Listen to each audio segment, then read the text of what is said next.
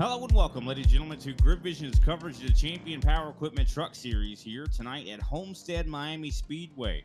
We're set for 100 laps here tonight. Of course, we're a little bit, I'd say, had a little bit of technical difficulties. We're going to go ahead and get it all worked out. We're going to go right into the points. Of course, my name is Brian Britt. I have Austin Edstrom as my co-commentator. Austin Derbyshire down behind the cameras. Let's see what these points all look like here. And it looks like we're going to have that coming up here in just a moment. Of course, we have qualifying pretty much wrapping up at the moment. Nathan Nicholson, of course, at the top of the board. He was in fastest in qualifying. And it looks like I think we're going to have points coming up right now. Keegan Sabilo, of course, has been really strong this season. He's at the top of the points pylon. But I'll tell you who has been running him down over this season has been Justin Levine, who's in second place with only 3 points separating first and second. Nathan Meyer, of course, has been having some very consistent season. He's in third. James South sits fourth. James Harris in fifth. Craig Yanzak is in sixth place. Brad Thacker, seventh. John Lucido, eighth. Brandon Ball, ninth. And, of course, Tyler Meeks rounds out the top 10 in the points. Now let's go right into the starting grid of this evening's act. Of course, that'll feature Nathan Nicholson, as I mentioned. He's at top of the points the poll, I should say. Keegan Sabilo, our current points leader. He, of course, qualified in second place. Nathan Meyer is in third. Craig Yanzak sits fourth. Brandon Ball fifth. Andrew Hales in sixth. Tyler Meeks seventh. Justin Levine, the driver that's trying to dethrone Keegan Sabilo, he's back in eighth. James Harris in ninth, and Brad Thacker in 10th. 11th place, John Lucido. 12th place, James South. 13th, Jason Taylor. 14th, George Young. 15th, Sean Boundy. 16th, Michael Little. And 17th, Robert Wynn. That rounds out this 17-car field. Looks like we're having some major technical issues for my co-commentator as well. Just anything that can go wrong will go wrong, but I guarantee you what's not going to go wrong. We're going to keep going on this broadcast, even if we have to do it radio style. But Nathan Nicholson, of course, going to be up at the top of the board. Let's talk a little bit about some of the details of tonight's race. And speaking of the details, we're going to have 100 laps here tonight at Homestead-Miami. Stages, of course, we'll have a stage break at lap 25. Looking at the temperature of the racetrack right now, 117 degrees trackside, so quite hot on the racetrack. Of course, fuel window, from what I've been hearing from James Harris before the broadcast began, he told me it was about 47 to 48. So we should not have a problem with making this on a one-stop. Of course, actually, it'd probably be more like a two-stop, I should say, considering these guys will probably more than likely pit on lap 25 to go into 26 on that stage break. I also should mention that stage break will not be a points-paying stage, so keep that in mind. So it's more going to serve as a competition caution. Already see Keegan Sabilo trying to warm the tires up. Pace car lights are out. Getting ready to get this thing all set and ready to go for another 100-lap, mile-and-a-half race. Of course, this race is going to be all about tire saving. A lot like last week, but I think probably a little bit more. Speaking of tires, let's see how many we got in the back. And taking a look at it right now, we have 3 sets of tires that are down in the pits for these guys to use, and I think they're probably going to end up using quite a bit of them, especially if we get cautions. Here we go into the Geico restart zone. Green flag is out as Nathan Nicholson up through the gears here. We know Nathan is a previous winner in this series, has always got speed. He's followed by Nathan Meyer. They, of course, drive it into turn 1 and 2. Let's see which line is going to be better. 3 wide is already Keegan Sabilo. Under fire from Craig Yanzak. Big wiggles from, I do believe, Sabilo. Still 3 wide. Yanzak with a big power move on this 77. These guys, of course, have had quite a few battles in the past. Here's James Harris getting tight on the 77. We're almost seeing 4 wide as I think we might have an accident brewing here in the pack. And there goes Keegan Sabilo. He jumps down trying to get underneath Brandon Ball. Brandon Ball, one of the biggest winners in that whole exchange. He moves up to that 3rd place position, but you see Craig Yanzak rocketing around the top side. Now, I talked to James Harris before the race began a little bit, and he talked about, hey, I've been really aggressive this season, and I want to try to change that. I want to save the tires a little bit for the first 8 or so laps. Does not seem like that is actually what he is doing. He says that a lot of times when I get out here on the racetrack, I come in here with the mindset of saving tire, But that usually doesn't work because once these drivers start racing me, I have to be as competitive as I possibly can. As we, of course, see a big battle right now for second place. Nathan Meyer trying to hold off Craig Ganzak. Brandon Ball was trying to get back to that third place position. And then you see as well Keegan Sobilo, who started from second place. It seems like that top line, not the place to start at, as he has been just dropping position after position. Tyler Meeks, of course, going to try to get by him on that top groove. As well as we see Justin Levine. He started in 8th place, and he is currently in 8th place. Can he make his way forward? He needs to finish in front of Keegan Sobilo. And right now, he is in the process of trying to do exactly that as we get ready to complete lap number 4 at Homestead-Miami Speedway. And so far, it has definitely been very, very hectic on the racetrack. This racetrack is one of the harder mile and a halves, I'd say, on the schedule.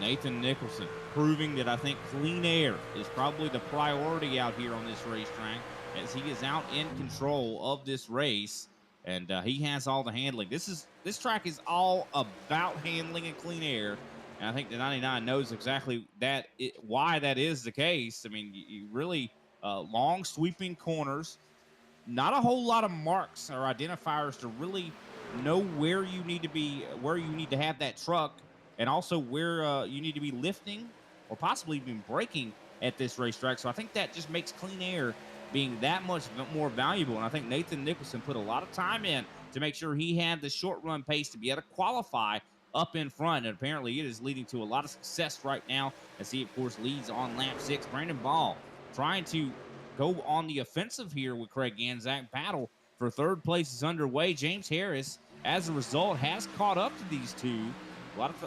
One thing about this racetrack is when you go side by side, it does slow you down, so the other drivers behind you will be able to catch up. I think James Harris, I should say, is showing exactly that.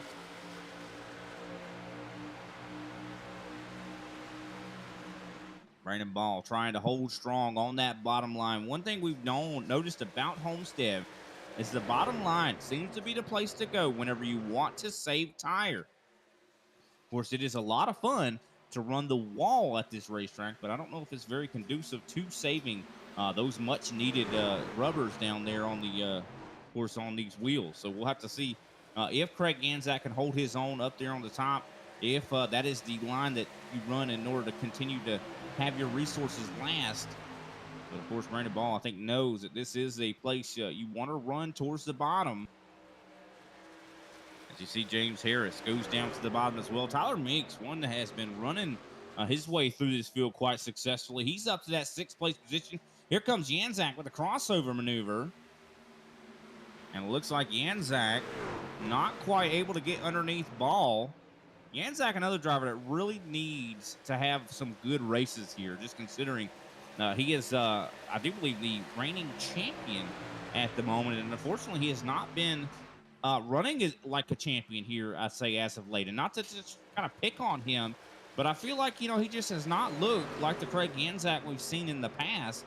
And I think he knows that, and it's putting him in a little bit of a desperation mode, as he is now challenged by the 55. Big move, big block from Craig Ganzak on the 55. That was a close one right there, as Brandon Ball goes up to the top of the track, almost gets into the wall. That was a scary ordeal. Craig Ganzak able to fight off both Brandon Ball and James Harris with a bold block. He is now up to 3rd. But as a result of all this battling, Nathan Meyer has pulled away to over 7/10, as well as Nathan Nicholson has pulled away to, I do believe, 1.4 seconds on the 3rd place driver right now. So Nathan Nicholson he is showing the way. Looking at his lap times right now, he has been faster than the majority of the field. So we'll have to see how that kind of continues. You still see the battle right now between the 55 and the 3, as well as I do believe Tyler Meeks has entered the fray when it comes to Brandon Ball. He's going to be seeing if he could possibly work his way up into the top 5. Of course, he is on the inside right now, getting a little bit tight. Oh, he gets loose, trying to avoid Ball as he had gotten tight on the exit at turn 2. Good save, and this just helps Justin Levine. Levine has gotten by Keegan Sabilo. So this could be the day that Justin Levine takes the points lead. Justin Levine now up to 6th place. He is one of the fastest cars on the racetrack right now. Last time by 34.141. As we take an awesome camera angle here off of James Harris. Harris pulling a slide job out of nowhere on Craig Ganzak. Somehow is able to get clear on lap 12 as we get closer and closer to the halfway point of this stage. So we will, of course, have the caution flag fly at around 25 to 26. Now, if we have a caution fly after lap 20, that will serve as our competition caution. One driver that's been really working his way forward as well, John Lucido, showing a lot of pace here on the long run. The 73 has worked his way up into 7th place. He's now battling right now with Tyler Meeks. Seeing a lot of different drivers that are struggling a little bit when it comes to their, I'd say their lap times. And I don't know if that's because of tire wear. Speaking of which, let's take a little bit of a comparison. We look at Craig Ganzak's fastest lap of the race, 33.670. Very quick lap. But look at his last lap, 34.666, which is a very slow lap. That is a second of fall off right there that a lot of the drivers in this field are starting to see. And we're only almost 14 laps through with this race. That's a lot of fall off for only 14 laps. But here comes Brandon Ball trying to get back underneath Justin Levine. Levine has worked his way back up in, or should say, for the first time, up into the top 5.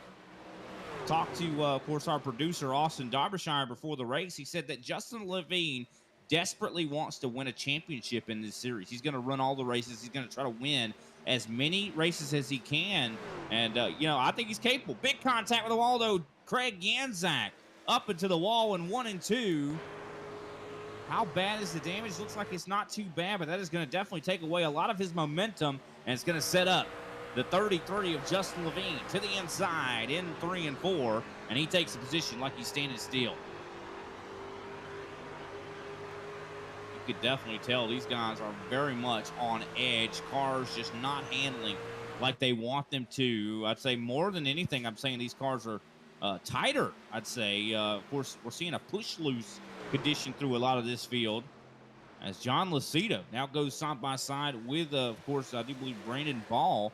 Saw a little bit of some battling further back. I do believe that is Andrew Hale trying to get past Tyler Meeks. Meeks earlier in this race was really running his way closer to the front, but it looks like he has fallen off a cliff right now when it comes to lap times. 35-second lap last time by. I do believe that was the slowest lap in the field except for Craig Ganzak after that wall hit.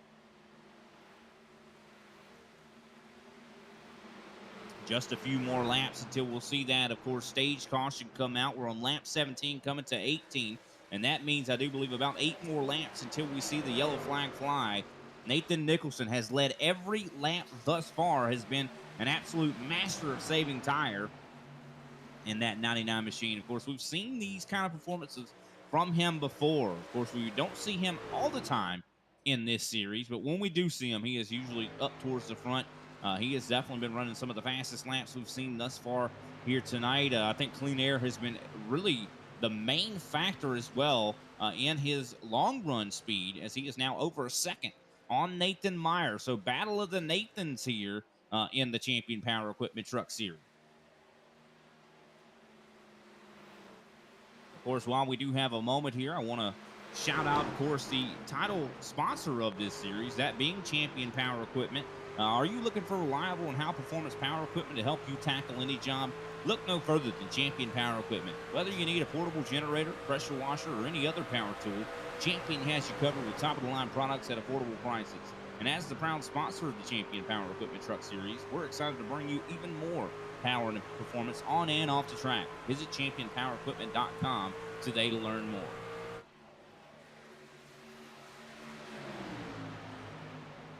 So Nathan still out front. Of course, we see Keegan Sabilo. Very big recovery for him as he tries to enter back up into the top 5. He drives it in underneath Craig Ganzak.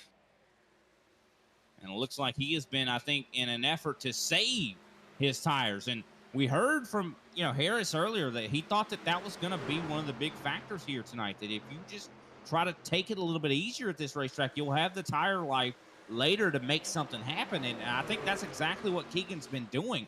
Last time by, 34.858 from Keegan Sabilo. That was a tenth faster than the majority of the field.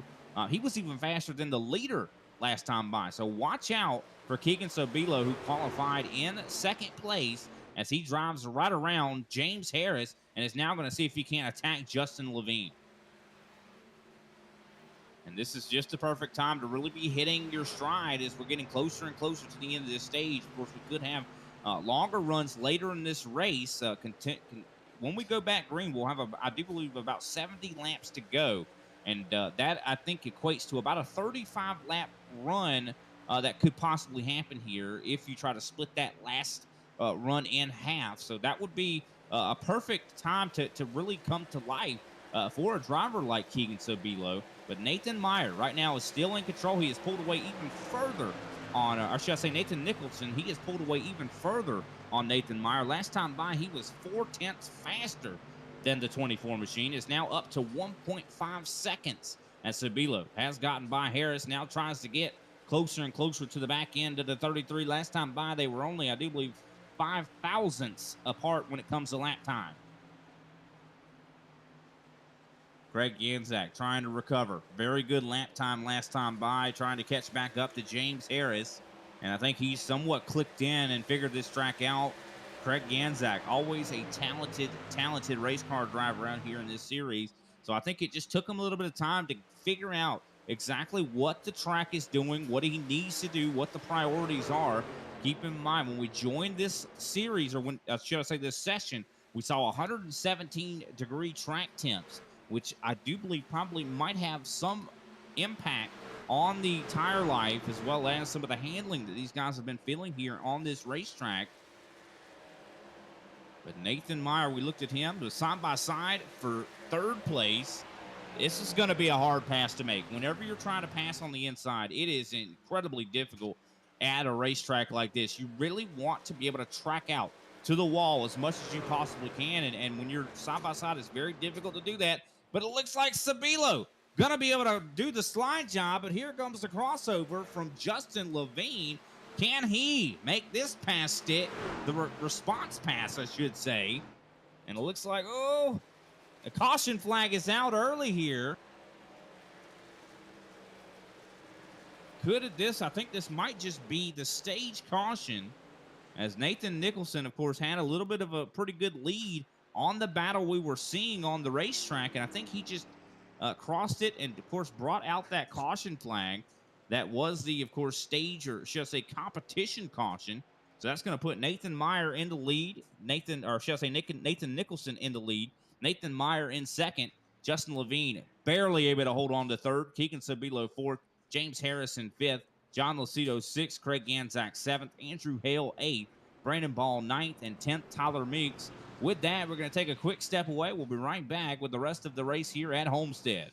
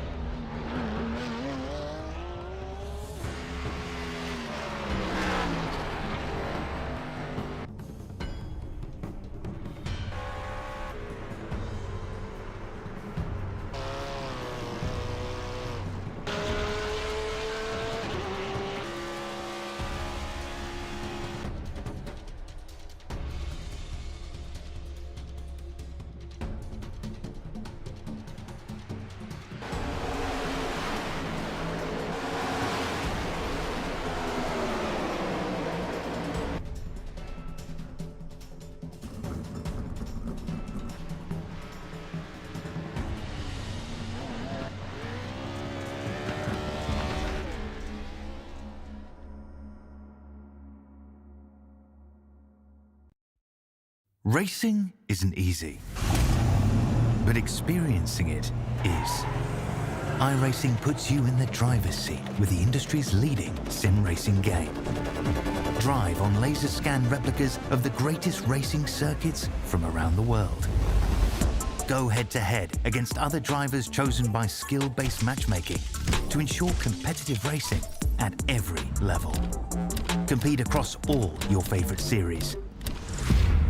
in officially licensed cars engineered to deliver the most accurate driving experience possible.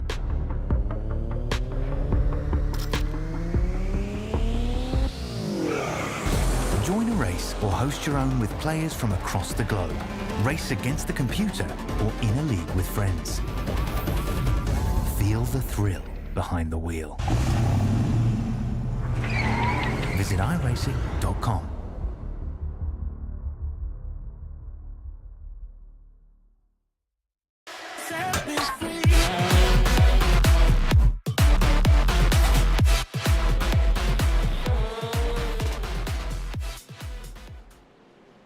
Welcome back, ladies and gentlemen, to Grid Vision's broadcast here of course, the Champion Power Equipment Truck Series at Homestead-Miami Speedway.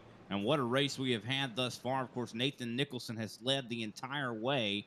By the end of that stage, he had over a second gap. Let's see if he's able to continue to do it. As, of course, now we don't have any competition causes to save any of these guys. This is all going to be about the long run and longevity of these tires. Of course, these guys are going to have to do a green flag pit stop if we do stay green. Here comes Nathan into the Geico restart zone. Green flag is back out in the air. And a good start there for Nicholson as he gets clear from the 24 into turn number 1. Can Justin Levine try to make a pass here? And it looks like he does get by Sabilo and moves his way up into third place. So definitely a really good run so far for the 33. Of course, Keegan Sabilo has been really good on the longer runs. Can Craig Ganzak recover? We've got problems further back in the pack, as I do believe we're seeing, I think that's the 48 of George Young with a spin. That brings the caution right back out.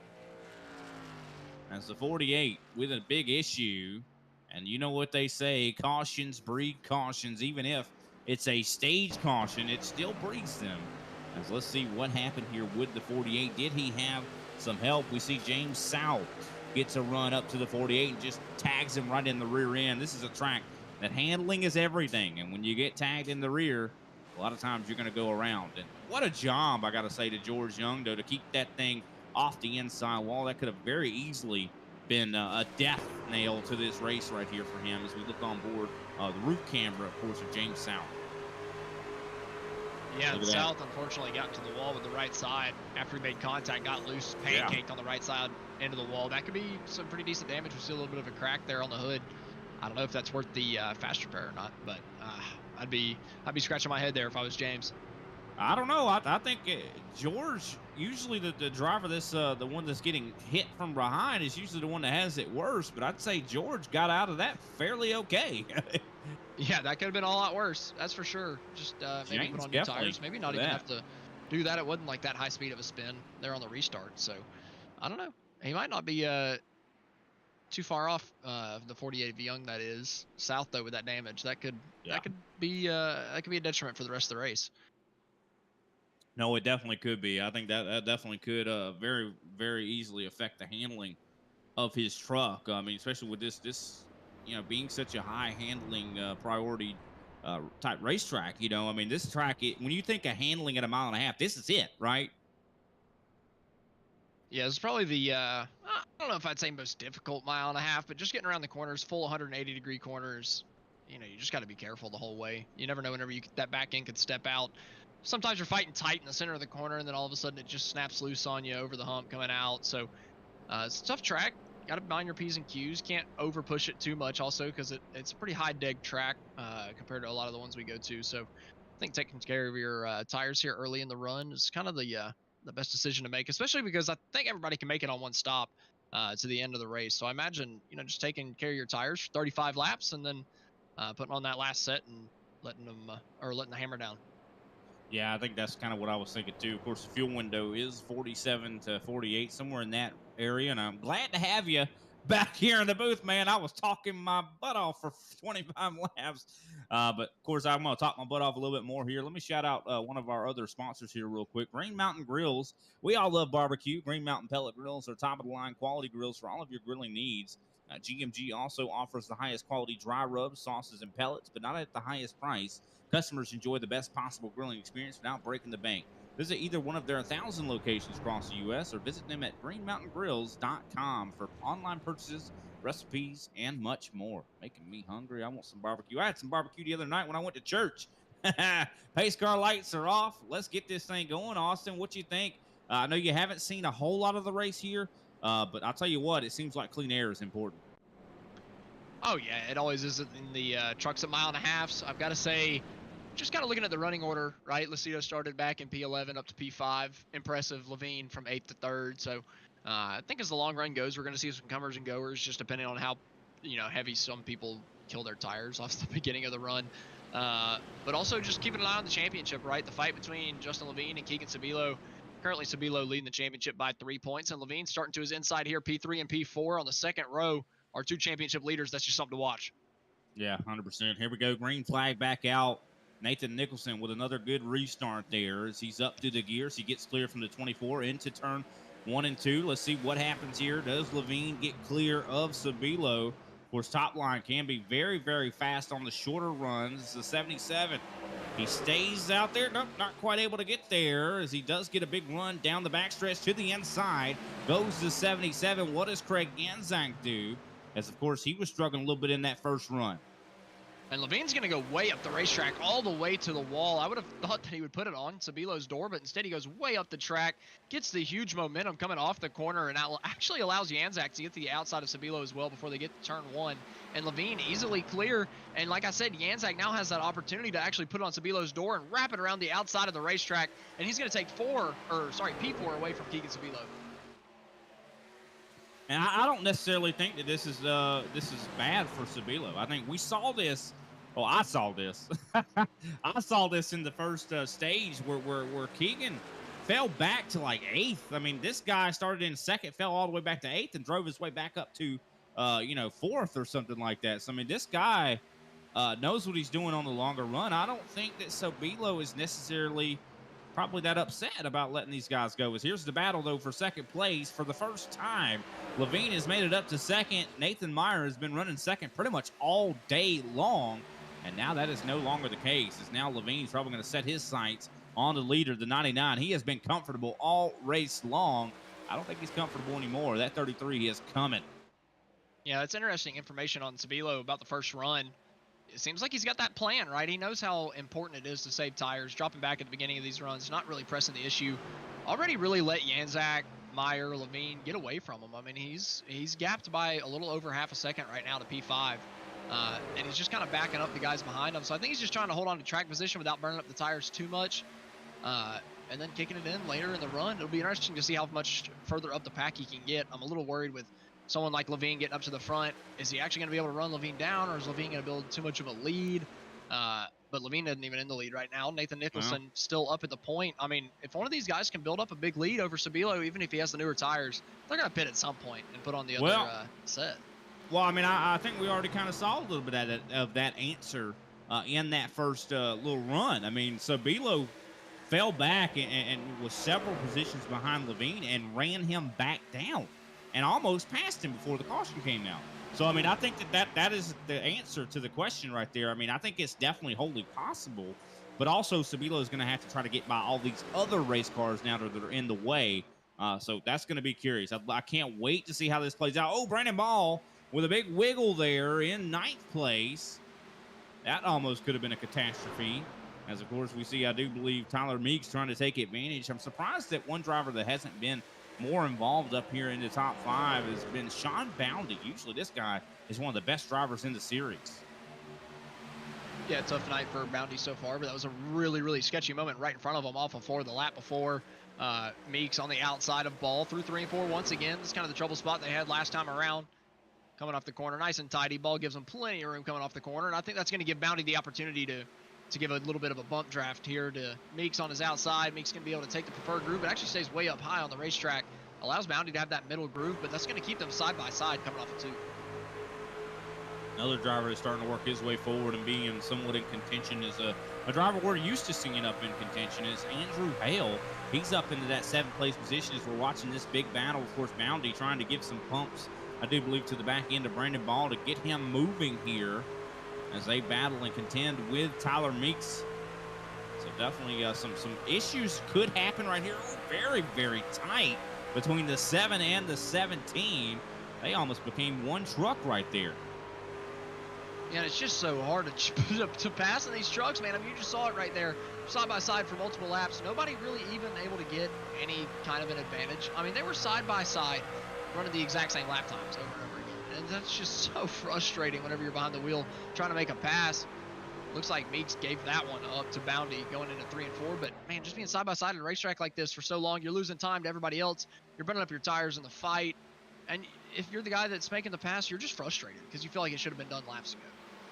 Well, that's it. Yeah, this is definitely a lot like a short track when it comes to trying to make passes. It takes a lot of time to do it, and a lot of times all that time you've spent, trying to, and all that time and effort, kind of separates you from the drivers that are ahead of the guy you've been trying to pass. So, it just feels like, you kind of get angry, you get frustrated. You could see that short track temper mentality kind of flare at tracks like this as we get ready to complete, I think, lap number 40 there and starting lap 41. Of course, Justin Levine, I thought he was going to really attack Nathan Nicholson. I think he has maybe decided to cool the tires down a little bit, cool his jets, because he has somewhat maintained that gap between him and Nathan. And I'm wondering as well, is dirty air starting to impact the 33's ability to probably pounce on the 99?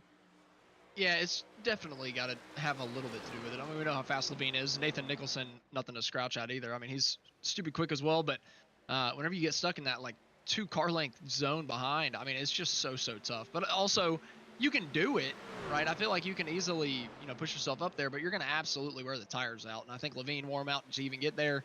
He just wants to hold on to him because he knows what Sabilo did last run, being able to run everybody down at the end of the run. So I think he's just being playing it smart here. You don't have to challenge for the lead right now. We got so many laps left. It's about, having longevity in the race. Typically, these races are not caution fest. We do not have many cautions. So it's pretty safe to bet that it's going to be a long green flag run. You got to play out your strategy for it to be, for that to play out for you. It's almost like Keegan Sabila is playing with his food back here. I mean, like, these guys keep trying to pass him, and they just can't seem to do it. But I think he's just been really trying to save, and some of these guys like James Harris have been getting a little bit frustrated with it. It's like, I got to go, man. Stop holding me up.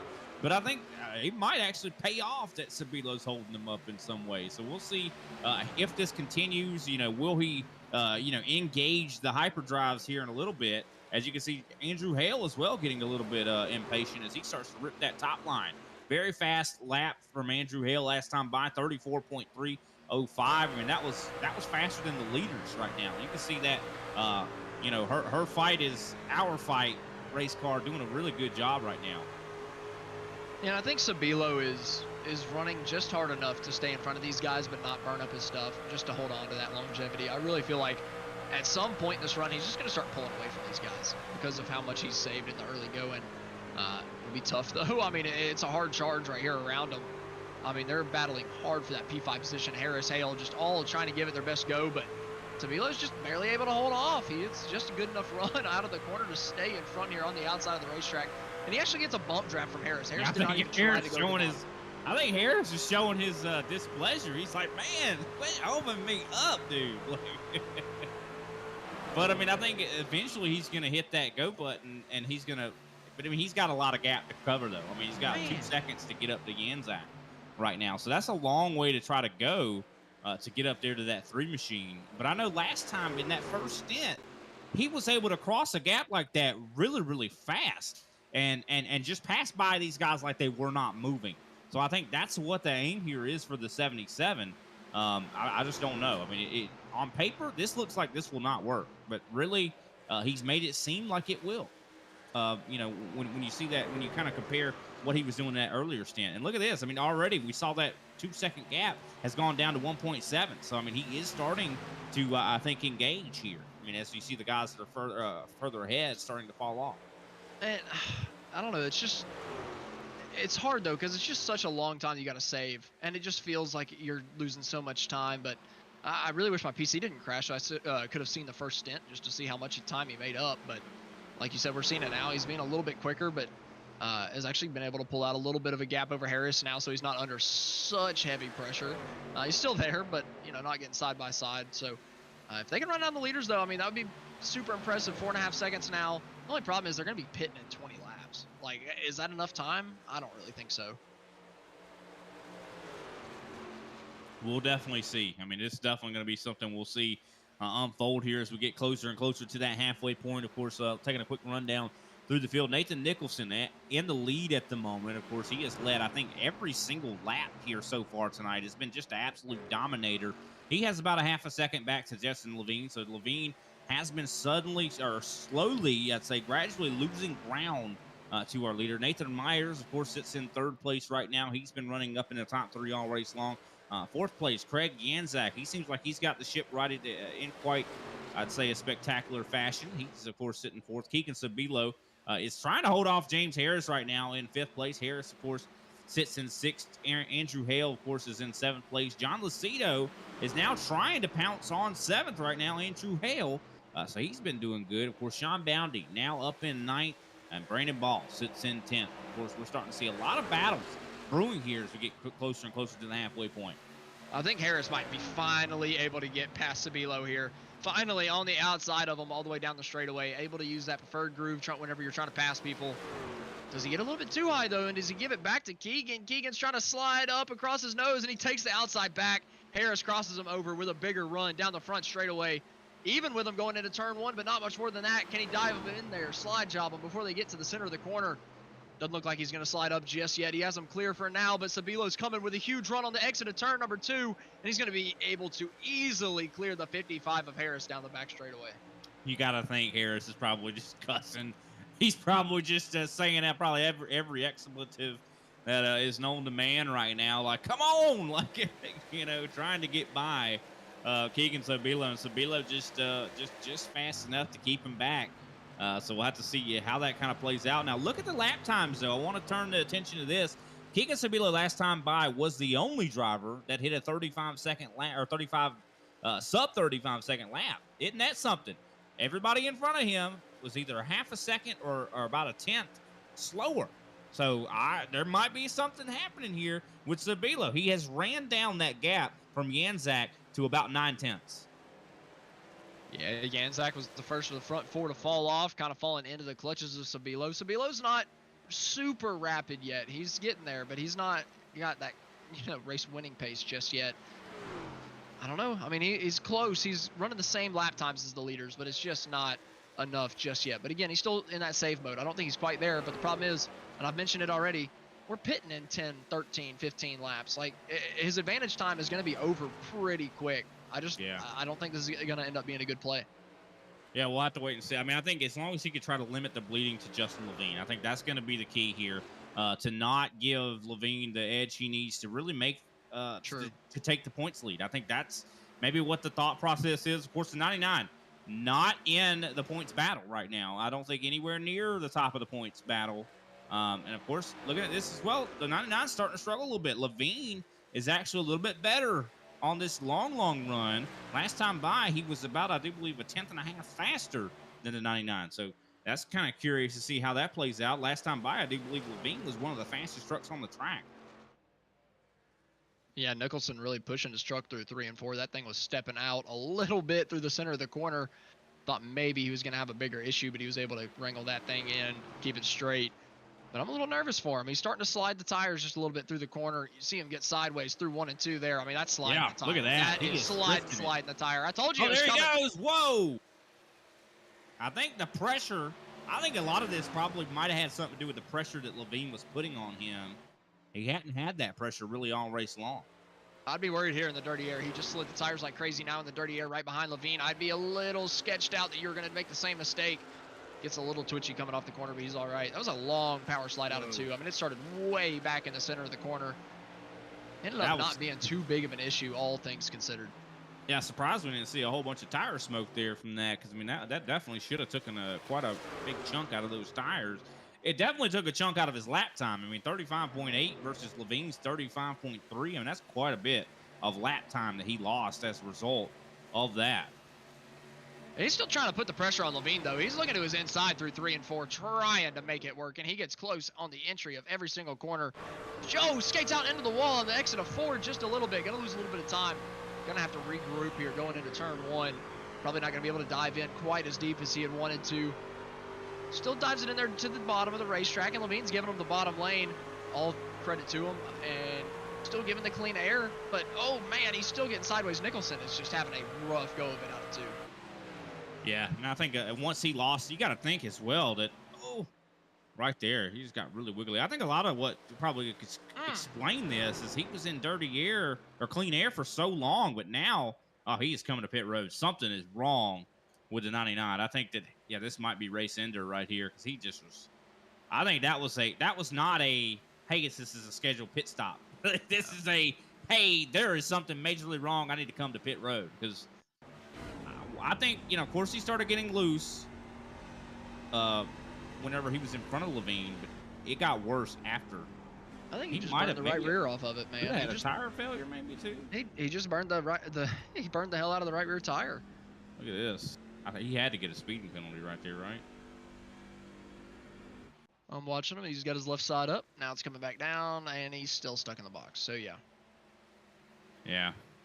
Side by side, though, right now for third place, Keegan Sabilo trying to take this pot from Craig Yanzak, and it looks like he's going to make the pass for that third place position. Of course, he's got 2 seconds to get up there to Nathan Meyer, and we're closing in. Of course, the window is open. Guys can pit now and make it to the end of the race, but I don't think they've necessarily want to pit yet. I think they're probably going to wait another 5 to 10 laps just to make sure they kind of can split this run in half. That way they can have, better tires on both ends. That's kind of look at it. They're about 33 laps into this stint. Go ahead. Yeah, they're 33 laps in, but there was a caution too. So you on the restart, so you really kind of pushed the initial restart back to 30 or 31 it was. So I'd imagine everybody to come down pit road. If they split it in half at 65, you might start seeing some strategy calls a little bit earlier than that. But the halfway point 65, that's probably where I'd be pitting unless I was sitting in Levine's shoes. You can kind of dictate the rest of the race. You kind of pay attention to Keegan when he pits. You pay attention to Yanzak, and you pay attention to Meyer. Those are really the only guys that you kind of got to keep an eye on. And whenever they pit, you just kind of wait a lap or 2 afterwards and come down and take yours, and you'll be way faster for the rest of the run. 100%. Now, while we have a little bit of a lull here in the action, let's give another shout out to one of our other sponsors here, Blackstone Management Partners. Of course, Blackstone Management Partners guarantees an unrivaled one-on-one approach to every client, providing them with solutions and services required to keep their dynamic brands thriving and one step ahead of the ever-changing consumer marketplace. Blackstone comprises expertise in marketing, communications, talent management, and event management. Working with their clients, they not only use traditional but state-of-the-art platforms, including mobile marketing, investigative marketing, and cause-driven marketing. Visit them at bsmpartners.com to get started. Definitely appreciate them being a partner here with the Champion Power Equipment Truck Series. Of course, looks like I believe James Harris just got by Craig Yanzak as well for fourth. Well, it looks like they're stuck in a battle right now. They just switched it back. Yanzak takes the position back away from Harris. Harris then dives it down to the inside of Yanzak in 3 and 4. Can't quite tell if they're side by side. This racetrack's so freaking wide, you can barely tell, but it looks like they're going to be side by side coming off of turn number 4. Harris gives them a whole lot of lane, a full groove, then slides back up into the draft. Just kind of falls back in. I feel like he's diving in a little bit too early in the corner, not allowing him to have any momentum coming off. I feel like if he would just maybe run the middle and be, I don't know, back it up just a little bit, he'd probably get enough run to stay side by side and then be able to dive the next corner, but he just completely kills his run coming off the exit of the corner, just holding it really tight to the bottom of the racetrack. On the old tires, it's just really, really hard to do that. Yeah, no, 100%. And you could probably, I could just almost sense the aggravation probably coming from that 55 right now. He has been trying to pass drivers all race long and just has not been able to have any success doing it. He's fast, but it just seems like he's just not quite able to get the runs he needs on exit to actually get the pass completed, and that's got to be just incredibly frustrating. I mean, if I would be frustrated if I was him, to be honest, wouldn't you? Oh yeah, and then he gets close to Yanzak, and Yanzak goes down to the bottom of 1 and 2 and runs his line and gives him a ton of dirty air and kills any momentum that Harris had. So if I'm Harris, I'm frustrated. I mean, he got held up forever by Sabilo, made him use his own tires up a good bit. And now he's just getting held up big time by Yanzak. I mean, Yanzak's fighting hard for the P4 position, though. You can't blame him. Only 1 pit stop to go. You got to fight for every position. But if you're Harris, you're definitely frustrated at this point. We have had some green flag pit stops here in the field. Brandon Ball and Jason Taylor have both come down pit road, too. So that's kind of interesting. Andrew Hale now coming to pit road. Tyler Meeks as well. So it looks like we have started the green flag cycles here So interested to see how this continues to play out. I do believe we're closer to about 30, I think 36 laps to go here. So this is a little bit on the early side, but still, I think this is a pretty good time, as I do believe maybe Yanzak coming to pit road. Here we go. You know, the guys a little bit further back kind of kicked it all off. Now Yanzak, one of the front runners, coming down. And honestly, the front runner that was struggling the most. I think he was really kind of hurting on those tires towards the end of the run. He was starting to struggle, losing positions, lost one to Sabilo, was in a fight with Harris. So I just feel like he's thinking, man, I got to put on some fresh rubber, get a little bit of an advantage. It's going to hurt him through the rest of this race, but maybe he can find a little bit of time on the front end of it to kind of negate it. But he's also going to be fighting for that track position. We've seen how hard it is to pass. Him setting himself up to undercut people could end up being the difference in a couple positions here at the end of the night. It definitely could be. Looking at it right now, of course, we see Justin Levine's right now in the lead, but he is starting to get caught by Nathan Meyer. I think this might provoke Justin Levine to come down pit road very soon. Last time by, Levine hit a 35.9 second lap. That is, imagine, that's a lot of fall off. That's almost 2.5 seconds right there. Nathan Meyer, of course, 35.7. He was 0.2 faster. I should say 1.5 tenths faster than Levine last time by. Of course, for those that are really sticklers on exact numbers. But Nathan Meyer, though, starting to climb and catch up to that 20 or that 33. Does this provoke a green flag stop from Levine? Yeah, I have no idea who you're talking about there for that one, the one moment about the numbers. But no, it shouldn't. If I'm Levine, I'm just making up enemies out there. Oh, I know. No, I know you're at me. Anyway, Justin Levine, if I'm him, no way. I don't pit until Nathan Meyer pits. If you get past, you can kind of start that conversation. You can be like, well, now I need to undercut to get back by him. But as long as you're in front of Meyer, you pit when he pits or the lap afterwards. Oh man, Harris, almost big issue coming into pit road. He got it real close to them water barrels, I'll tell you that. A little too close for comfort, that's for sure. As they come to pit road, I do believe that is, if I'm not mistaken, I think that's James Harris, John Lucido, and Sean Boundy all to pit road. And so let's take a look at this. Very close. You can see Lucido, of course, last second decision, I think, to come down pit road as well. Wow. Oh, awesome performance there for Harris. I mean, he was on the edge of hitting those barrels and really just, I'd say that was he definitely was razor edge on, on that pit stop. Wow, that was incredible. Honestly, that was such a good move there from Harris to be able to get that down pit road. I mean, you can't say he ain't trying hard because, my goodness, he was trying hard to get down pit road as fast as he could. Got Brad Thacker, we got George Young in pit road, making their final scheduled pit stop of the evening, unless we get that late caution. Maybe we put on another set of tires. Actually, we would definitely put on another set of tires. Who am I kidding? But the leader's still staying out, but now Nathan Meyer coming down pit road. Levine will pit next lap. I guarantee you. Levine will be in next lap. Sabilo will be in next lap. I think this is going to kick it off for the last three on the racetrack. Yeah, no, I definitely think so as well. I think this is going to definitely provoke Levine and Sabilo to come down pit road.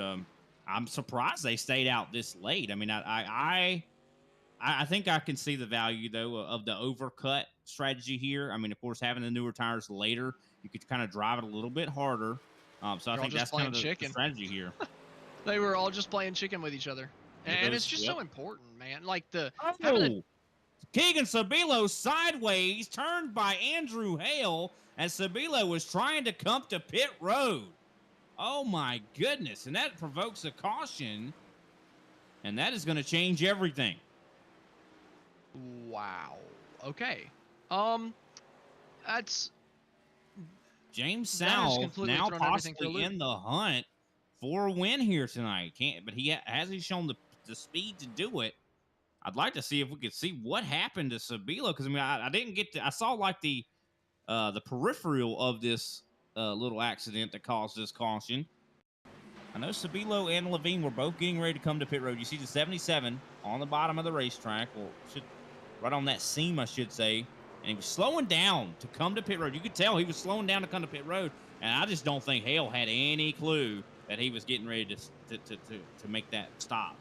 Yeah, I got to say, though, whenever you're in the middle of a green flag cycle, I feel like you need to be a little bit more aware. Yeah, I mean, I don't know if there was any radio communication. I don't think there was. Oh, right there. So you can definitely put some blame on Sabilo for not saying anything, but after a green flag pit stop, you come down with green flag or with new tires, and you see people slower on the racetrack. You got to know they still got to pit. So, and I'm in no way, just outright blaming Hale. I'm not putting all of it on him, but I just feel like you got to have a little bit more awareness whenever you're around those guys coming out of turn 4. Yeah. But and especially here, man, it's a wide racetrack. You got plenty of grooves, but this will be think- interesting. I think what could have solved that whole issue was communication. But why don't we go ahead and take a quick step away, pay a little bit of attention to our sponsors. We'll be right back here with the last, of course, 28 laps of this race.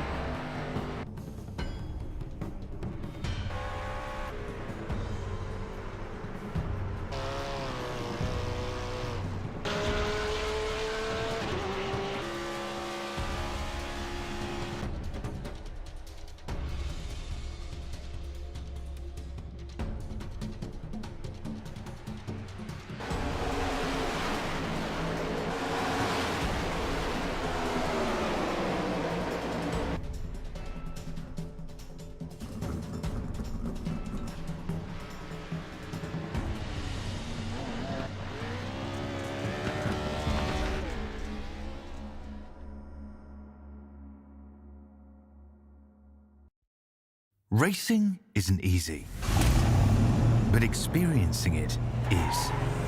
iRacing puts you in the driver's seat with the industry's leading sim racing game.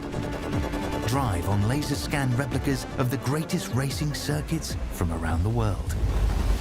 Go head-to-head against other drivers chosen by skill-based matchmaking to ensure competitive racing at every level. Compete across all your favorite series in officially licensed cars engineered to deliver the most accurate driving experience possible.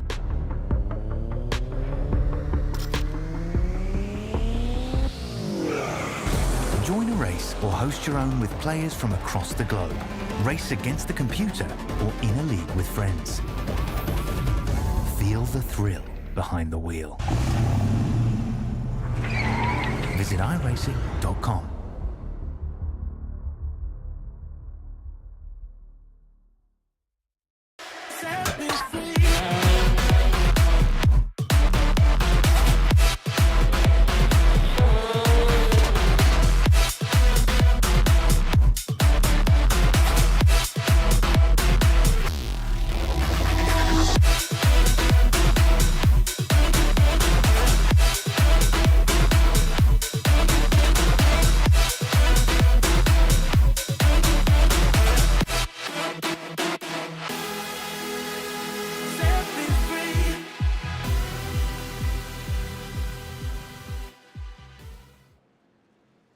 Welcome back, ladies and gentlemen, to Grid Vision's coverage of the Champion Power Equipment Truck Series. My name is Brian Britt. I have Austin Edstrom as my co-commentator.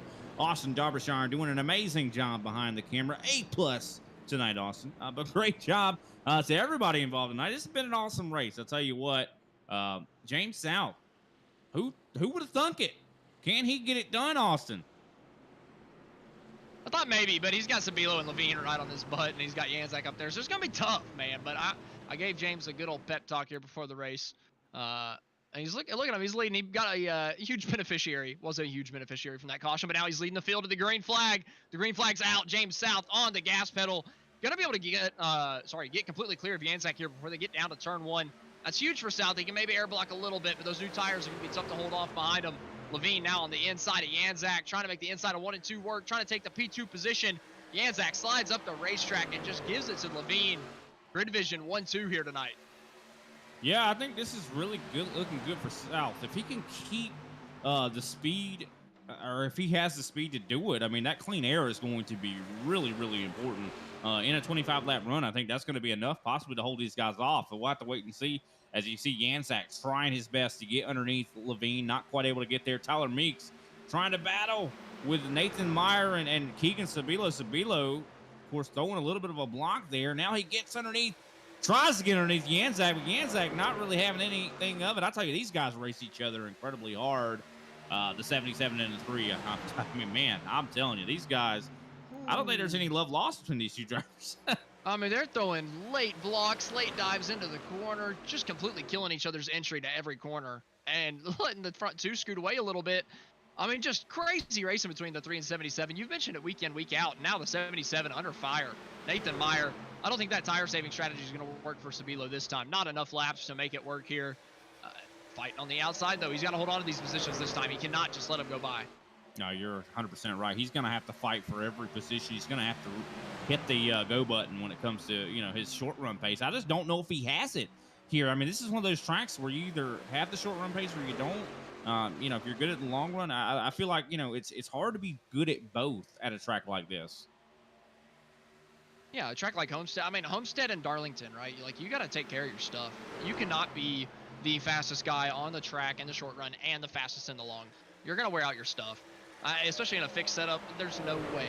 So you got to back it down a little bit. You got to play it safe. You can't just go 100% all out the entire time, or else you're going to wear out that tire. I mean, we saw it with Nicholson earlier. I mean, his right rear was off the race car practically because he had run it so hard. So you got to take care of it. Make sure that it lives the entire 30-lap run. I'll tell you, South is looking really good on the short run right now. I mean, last time by, he was a little bit faster than Levine. So we'll have to see if he can keep this up. As, of course, Meyer battling on the top side against Sabilo. Here comes Tyler Meeks trying to make something happen. Even if Levine doesn't win this race, this is a great performance for him, considering I think he would take the points lead if this continues, because he has, I do believe, right now 3 or 4 positions over Sabilo, and Sabilo now is even losing another one as Meeks drives away around on the top.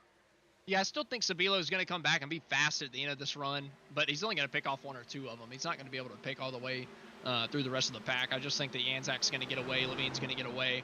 He's not going to have a chance to get to him. Even Nathan Meyer, I feel like, could scoot away from him. So I feel like if he lets too much go here on the short run, it's going to be a problem, but I think he'll get a couple of them back. But up front, James South starting to get hounded by Levine a little bit, going down into turn number 3. Levine was all over his back bumper, gives him a big lift going into the corner so he can get a wide arc. Almost gives Yanzak a chance to get to his left rear quarter panel. Not quite able to do it, though. They're still going to be single file. Levine does not get the run off the corner. I thought that he was setting up that entry to get a good run off. Did not quite pan out for him. Well, Yanzak, in a lot of ways, I think it's just not been so good on the long runs, which has definitely been unfortunate for him. So he's really, really good on the short runs. You can even see it right there. I mean, out of the top 3, he was the fastest that last time by over a 10th. But the drivers behind the top 3, I mean, you got like Nathan Meyer, Tyler Meeks, Keegan Sabilo. They were all faster than the top 3. So this is curious to see, a little bit of a parity out here as we're coming now to less than 20 laps to go, 19 to go as we cross the line. Yeah, and it's still tied up front. Levine all over the back bumper of his teammate. Yanzak fading just a little bit off of the front 2. Not too heavy. He's still in the fight, but he's not quite there. Maybe if they make a mistake in front of him or get together, he could be there. But just falling off the front 2 just a little bit as Levine comes off the corner a little bit quicker than South. Has that draft. Kind of fading to the inside. Fades right back to his back bumper before they enter the corner. Just drifts a little bit higher. Runs that second lane. Gets that clean air on the nose. Tucks it back in for the slipstream off the corner. Times himself up for a good run, but these trucks just don't have a lot of horsepower. It's just hard to build that run and build some overspeed on another driver. That's why we see these side-by-side battles last for so long. Yeah, 100%. I definitely agree. If I think we're in a different car with a little bit higher horsepower, this wouldn't be the case. I don't think it would be a lot easier to make. I think it would be a lot easier to make these passes happen. But you can definitely tell that Levine knows exactly what he's doing. He knows where he needs to be running at, and South is looking at his mirror and seeing where Levine's running at and trying to replicate that. You saw that last time by. He gets a little bit loose off the corner, goes down a little bit. This could set up Levine, as Levine was about a half a tenth faster that time by. Yeah, this is going to get even harder for James as this goes forward. You got to think that he's hurt his tires pretty hard trying to stay in front of Levine, trying to stay in front of Yanzak. I feel like they're going to die before the end of this race, and he's not going to have a chance to hold on. But I think he's one of the few guys in the field with a set of tires left, because there was only 3 sets behind pit wall. Took 1 at the competition caution. Most of everybody took 1 on their second pit stop. James South did not make that pit stop under green, and then the caution came out, and everybody came and pitted again for that last set of tires. So James is going to be in a really good spot here if a caution comes out, able to take that last set. Yeah, I mean Levine has one because I mean he's only pitted twice. I do believe True. Myers as well. So I think there's a lot of these drivers still do have a set left. Three they started out with I do believe three in the pits, and for the majority of drivers have pit three or two or three times. Now one driver, now I'm not sure. Tyler Meeks, he might not have a set left at all because I mean he's pitted four times, and last time he did I do believe take Or did we get a lot of waiver rounds? A lot of people might have had to take the wave off yeah. of the running order, so I might be a little shaky on that. We But I did. think like we might have. Anzac would be dead in the water. He had to take a set of tires. But I think South would be in a really good spot if that caution did come out. We'd have less than 10 laps to go. He'd be restarting the best out of everybody that comes down and takes tires, and he would breeze by everybody that didn't. So if I'm James South, I might be rooting for a caution right here.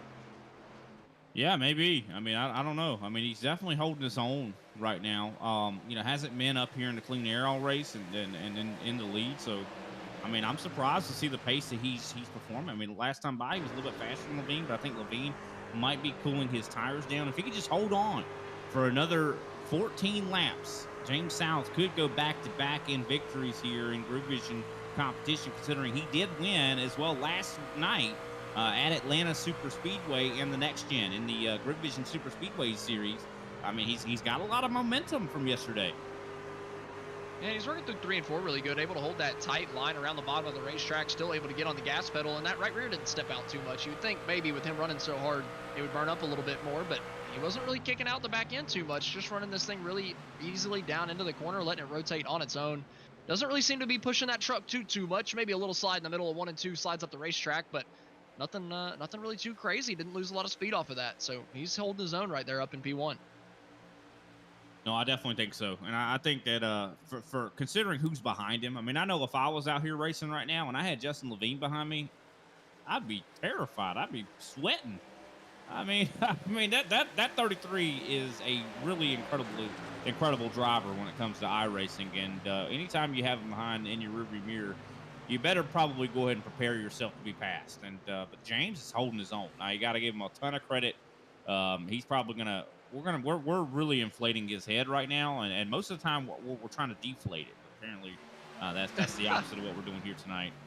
Craig Anzac, though, is caught up to the back end of Justin Levine. Last time by, he was very quick compared to the 33. Could he enter the fray? And that might provoke the 33 to maybe engage the afterburners to try to get by South. Yeah, he'd have to do it quick if he starts getting a lot of pressure from behind with Yanzak, and Yanzak has closed up that gap a little bit, and even Nathan Myers kind of coming in a little bit. He was over a second back, now just 9/10. James is starting to struggle up there on the bottom of the racetrack through 1 and 2. Still able to stay in front of Levine. Yanzak used the way outer line by the wall, trying to get the run down the back straightaway, trying to get to the inside of Levine, but he's just not able to do it yet. Actually, just about gets to his back bumper, entering the corner, and then fades to the inside. So hard racing here for the P2 position, just trying to kind of give. Yanzak's just trying to, take the ability to race for the win here. I mean, Levine is holding him up at this point. South may be holding Levine up a little bit, and they're just not able to get by. Yeah, I mean, we saw it earlier as well that you could be just quick enough to kind of be a pain in their side, in a lot of ways. I mean, if you're just fast enough, you can hold off these guys. We've seen it all race long. I mean, James Harris will tell you. I mean, hey, I'm faster than them, but I can't get by him. I'm sure that's exactly what he'd say. But, South, of course, can he hold him off? I mean, the laps are ticking down. The sand in the hourglass is starting to run out here. As, of course, he's still managing to hold these guys off. A little bit of a 3-car breakaway right now. The top 3 are within a 1/10 of each other. As here we go, Yanzak to the top, side by side with the 33. Can he make something happen? He's been working that top, and it seems like it's working, especially on the straightaways. Yeah, and they're nose to tail bump drafting each other down into turn number 3. Levine actually picks the way outside this time, gives the bottom to Yanzak. That's going to put them in a side-by-side battle coming off of turn number 4. This could be Yanzak's opportunity to get by. They're going to be side-by-side, but Levine, what a run off the top side of the racetrack. Going to give his teammate a bump down the front straightaway. Almost wrecks James South getting into turn 1. And they're going to be side-by-side again for second. Yanzak uses this as an opportunity to jump to the outside of Levine in 1. My goodness, how does South keep that going in the right direction? I mean, I thought he was going to get turned, but actually had a really successful set of corners there.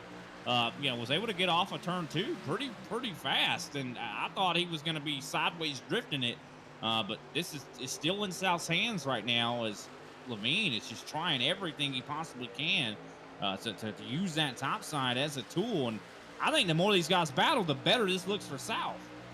Yeah, and South got off that corner really well. On the bottom of 3 and 4, he wrapped it really good, got on the throttle early, just barely stuck out the right rear and just let it just drift around the corner really nice. Came out of the corner really straight. Just really good move there from South, because I just saw Janczak and his mirror just fall off. He didn't have any type of run coming out of the corner, coming off in that side-by-side battle. And like you mentioned, that's what South needs to see. He needs to see them side-by-side in his mirror. But at this point, I think he's happy to see his teammate. I think his teammate Levine is definitely helping out South a little bit here against Janczak down the stretch. Also, we're seeing Keegan Sabilo with a little bit of a recovery here. He has gotten by. Tyler Meeks is now trying to battle with Nathan Meyer for that 4th place position as we come closer and closer to 5 laps to go. Of course, battle, I'd say the soul of this race has not been determined yet, as James South is still in control. He's got about a 10th back to Justin Levine. Levine is definitely starting to hound him, starting to possibly try to go side by side as Levine has started to find some speed up towards the top of the racetrack. Yeah, he's using that upper groove. Doesn't quite have a run coming off of turn 4. A little bit of overspeed on South, but he gave up just a little bit too much ground through the center of the corner. Now they both follow each other down into 1 and 2. Levine going to fade a little bit higher through the center of the corner. South uses the bottom of the racetrack to turn the truck. Levine a little bit higher up the racetrack, gets the clean air, able to stay right on his bumper, coming off just about even in speed. Nobody really having a run down to 3. Yeah, I think South is definitely just hoping and praying that something can go his way here. Can he hold off the 33? Not a lot of men have been able to do that. I mean, Justin Levine is a titan when it comes to iRacing. I mean, you know, really just fantastic driver. Usually every league we call, every race we call here on Group Vision, this guy's in contention to win, and most of the time it's very difficult to hold him off. I mean, I'm starting to see some chinks in the armor of South, though. Last time by 35.383, but he has managed the gap, though. Let's see if he can continue to do it as we come to 3 to go. Yeah, he's doing a good job. Still just holding his own up here towards the front. Hasn't made a big mistake yet. Saw him get loose a couple times, but nothing too crazy, nothing unmanageable coming off of turn 4 here, coming to 3 to go. Also, nothing wrong with that one. Looked really good through the center of 3 and 4. Just a couple more laps for James South to come home a winner. Yeah, can he do it? And one thing that's going to be really interesting, though, is next week we're going to Atlanta Super Speedway. So this is going to be an interesting one as well to see who can do well at that racetrack, as, of course, South just won last night at that track. Yeah, he's looking really good here. His luck's turning around. He's looking up to the front of the field instead of the back in the back. Good job from South. Big improvement.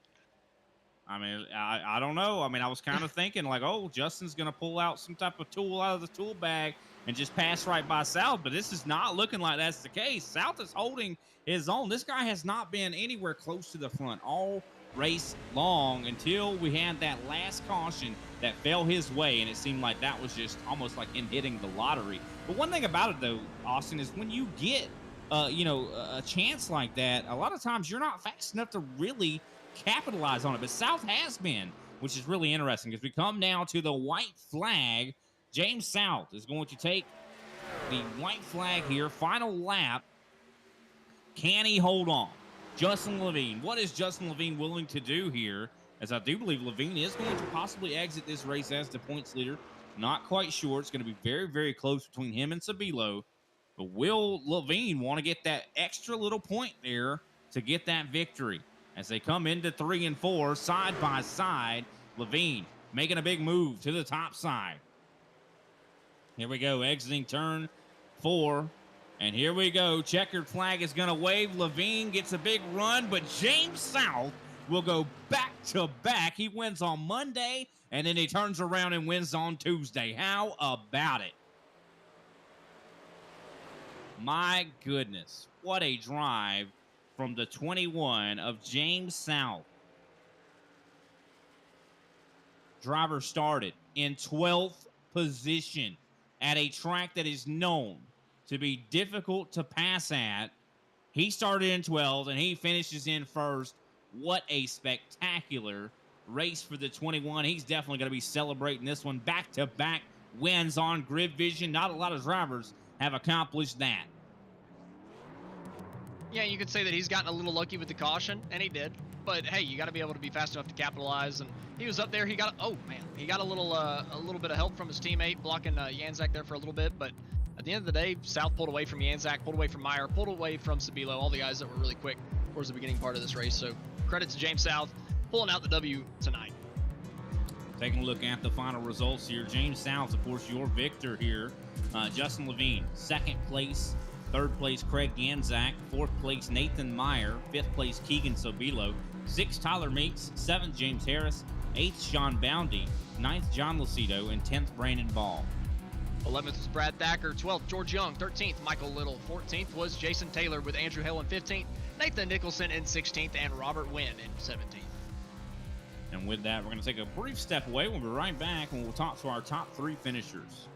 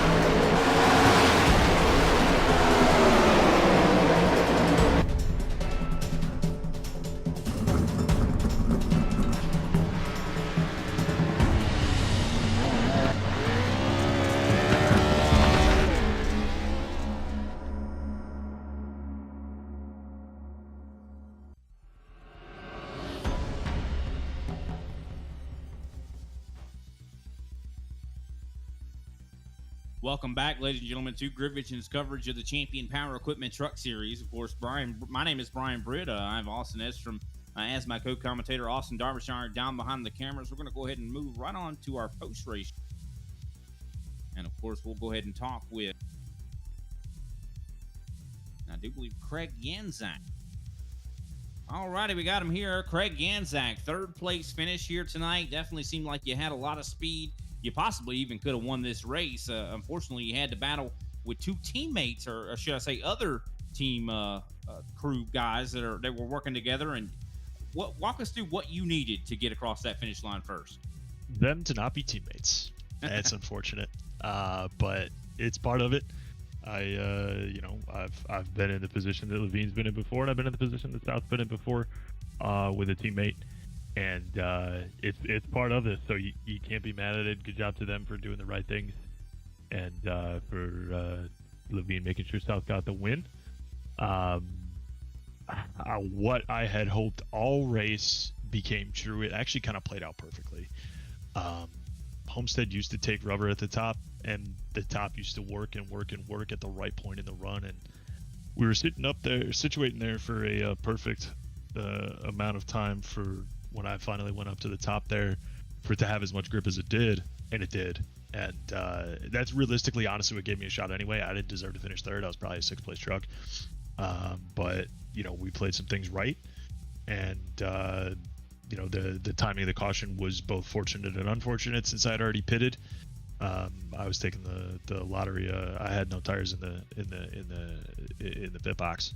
So it was... I needed that to go green to have a chance at finishing top Infinity. We had things go our way, got some momentum back with the 3rd place. The cards felt right. We could have won, but in reality, I didn't have the pace to be where I was. So I feel like it's a win anyway. Well, I mean, I don't know if I'd characterize it like that. I think you definitely had the pace to be 4th. I think you were 4th place, just to be completely honest with you. But you definitely... I think you figured some things out there towards the end, and you look like you got some speed, Craig. But really good day for you in the points, I'd say. Of course, it's not a win or anything, but 3rd place gets you a little bit closer, I'd say, to where you need to be. What are you going to be doing at Atlanta next week to really try to get into possibly the championship hunt? Atlanta, old or new, is my follow-up question. New. Oh, cool. Okay, so then we can do just about anything that we need to make it feel like we have to stay up front. I run those plate tracks as if I want to lead every lap. I never do well when I sit in the middle, sit in the back. So I'm, we'll be doing our best to put on a show. Hopefully we, get some support from some people that are willing to work with us. Thankfully we have more of those in this than I had on Monday night, and we'll be able to take it to our advantage. I hope so. We've had so much misfortune this season, battling around, circumstances that I'm not exactly familiar with, that I think would just be hopeful for top 5 in the points, and look forward to moving on to future seasons. All right, Craig. Well, hopefully your season's not done, and still, I'm sure you're looking to get some trophies. But we look forward to seeing what you can do. Who can we shout out here, Craig? Yeah, huge thanks to Champion Power Equipment for their endless support. Thanks to everybody that shows up every week. You guys are good vision for the always A+ broadcasts. I love watching these things back. I think it makes it just as fun as being a part of it. And thanks to James, the admin group, everybody that's got a hand in making sure that this thing runs smoothly. And I'm finally glad that my mock Ryan Blaney truck could get anywhere near the front of the field. So I'm glad that we'll keep this one around for a while. I think I'm a really big Blaney fan, and I want to carry that energy into my racing as much as I do my fandom. So I think that's about all I got, my friend. We'll look forward to Atlanta next week. All right, Craig. Well, thanks for your time, and you have yourself a great night, and we'll see you at Atlanta. Yes, sir. See you. Alrighty, that was Craig Ganzak, driver of the 3 Machine, finishes in 3rd. Of course, next up, Austin Edstrom standing by with Justin Levine. Yeah, Justin, good P2 finish here tonight. Looked like you might have had race-winning pace. Not quite able to get it there at the end. Were you really helping your teammate out a little bit there at the end, kind of blocking Ganzak off a little bit? For sure. I wanted to make sure that it was going to be a photo finish between the two of us. Burnt my stuff up running the top to make sure I was able to hold off Craig there. And when I made my last push there, it just plowed 3 and 4, and I had to get out of the throttle, and I watched Stout just drive right past me out of 4 there. Yeah, tough break at the end, but still good night on the points. Being able to finish P2 here tonight, going to move you up either in a tie for the championship or outright championship leader. So got to be feeling good about the points situation right now. I hope I'm the points leader. I pushed as hard as I could to make sure that Keegan was behind me, and seeing that we're separated by a few cars there at the end, I think that might just be enough, maybe by like 1 point or so, but it's going to be a hard-fought battle for the rest of the season between us two, because the rest of the season schedule is just one race it leans my way, next race leans his, and I look forward to it, and I'm very excited. And we are here in official word, you're ahead by 1 point. So you do have the championship lead, but we do head to a super speedway next week. So that will be interesting to see if you can hold on to it there and not get crashed out early. I hope so. Just like Craig, I like to be up front. Try to pull Junior and lead every lap there and control bolt lines. But main thing is surviving. So I have an attempt to push for a win. If not, have a good points day. We'll watch you try to survive next week. Are there any other shout-outs you can give us here at the end? A shout out to Stout. First win. Proud of him. He held me off. Can't be any more prouder than a 1-2 grid vision finish there. And of course, you guys. Best broadcast in the sim here. Thank Champion Equipment here as league sponsor. James as an admin, and everybody else who has a hand in it, and all the viewers. All right. Well, thank you, Justin. That was our P2 finisher, Justin Levine. Next up, I can't believe I'm saying this. We're going to get to talk to our race winner, Brian Britt, standing by with James South. James South. I mean, man, I talked to you last night, didn't I? I mean, that's just crazy to see 2 nights in a row. You're up here in Victory Lane. I mean, you don't see that very often. I know we had heard from our producer that Justin Levine has done it before. But, still, that's a very short list. Did that momentum from last night's victory carry into tonight, you think? I mean, that could have played a factor, to be honest with you, Brian, but I don't even know how I got the W, because there was a series of events that happened to me about mid-race to where I ended up using a set of tires I didn't mean to, so I had to stretch it out. So when that caution came out and during green flag pit stops, I had to stay out for a few more laps to stretch it all the way out. And I guess that was, the cards fell right for me there. Was able just to hold off some of the best in this series and on iRacing, Levine and Yanzak. It was a tough earn win there. Tough earn. And you did hold him off too. I mean, you had started in 12th. I mean, you really didn't really work your way up through the field that successfully either. I mean, it seemed like dirty air kind of was plaguing you. It was hard to pass here at this racetrack. But once you got that clean air, it seemed like you showed race-winning pace. Like, how were you able to maintain that or manage that, I should say, just considering, I mean, you didn't seem like you showed that speed early. I ran the whole race and did not change it up. I mean, I backed my entries up a little bit just to conserve my tires, and races like that where I have to conserve tires, you can ask any of the guys I race with. Like, my tire percentages and tire wear is always better than theirs. That short run that we had at the beginning, I thought I was completely off pace, and I thought it was gonna be an all F4 race. But I forgot they do the yellow and they raced the 25, and I just had to stay in there, and then Justin kept me hyped up about just keep it on pace, things like that. I'm still shocked that I'm here. Well, you are here. I mean, you won this thing. You took care of business. This is your first win, I do believe, in this series. Is that right? I believe so, yeah. I mean, I spoke to you at Bristol. No, I don't know. I know I spoke to you one time on the podium, but this is my first W. Yeah, you got the W here tonight, man. Just fantastic job.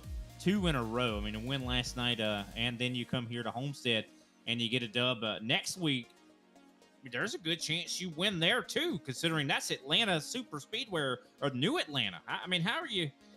You got a pretty good bit of track record at that track, considering you won there last night. And I'm going to tell you the same thing I told you last night. We'll find out when we roll the truck off. Well, I think we're going to definitely find out, James. Who can we shout out after this victory? You guys, Grid Vision. Darby for my paint. Austin for the faith in Edstrom, the real Edstrom, for having faith in me here. Picking me before the race for what he told me earlier in this broadcast. And then, Levine for being a hell of a teammate, man. Yeah, 100%. And that is crazy to hear that Austin Edstrom, I mean, he had said that he went and gave you a pep talk and he picked you to win the race. That's just crazy that it all worked happened out. I mean, this night, yeah. Who would have thought? Who would have thought? Like 4 races ago, he was doubting me. Oh, he's always doing that most of the time. That's why I know. I know my iRacing, man. I know when to flip the switch. I know. Oh, it's all scripted, huh? It is. I'm the one writing the script. Ed McMahon's behind the scenes. But great race, James. Anybody else we could shout out? Man. I guess my girlfriend is sleeping on the futon right now. She won't hear this, but thanks. Well, you better wake her up and say, I'm a winner. Yeah, I'll wake her up. All righty. Well, great job, James, and we thank you for your time, brother. We can't wait to see you in the future. Yes, sir. See you guys. All righty. That was James South, driver of the 21 machine. Wins 2 in a row in Grid Vision competition. He won last night in the Grid Vision Super Speedway Series, and then he comes here to Champion Power Equipment, and he wins at Homestead. What a job to him. I can't believe it. But man, what a job. To James South, and just to hear that you had even pepped him up and said tonight's your night, Austin. I mean, that's almost like it's divine ordained over here or something. It's weird, man. It is very weird. I was very emphatic too. I mean, I remember you picking on me because before the broadcast started, I came in here and was just screaming my head off. I was doing that in there beforehand. I was definitely hype man number 1. I just can't believe it was the night that I did that he actually went through and won and put it in victory lane. So a big congrats to James. I mean, that's a hell of an accomplishment there, winning there tonight. That's a lot of fast guys he beat out.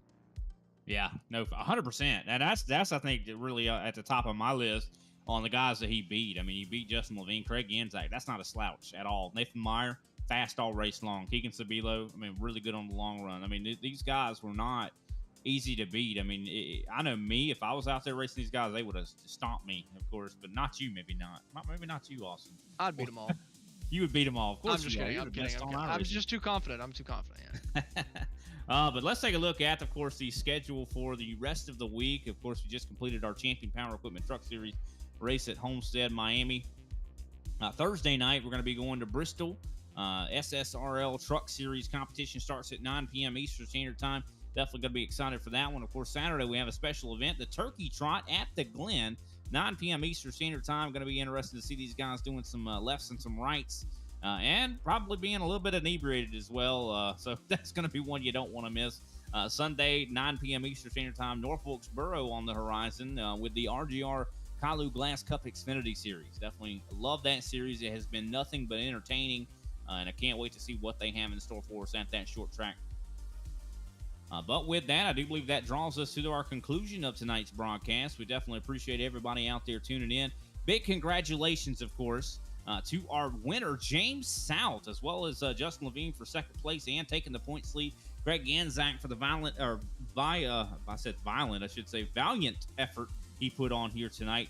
And as well, I want to shout out my co-commentator, Austin Edstrom, our producer, Austin Darbyshire, and anybody else that's involved with Grid Vision. We'll see you next time. My name is Brian Britt, and thanks for watching.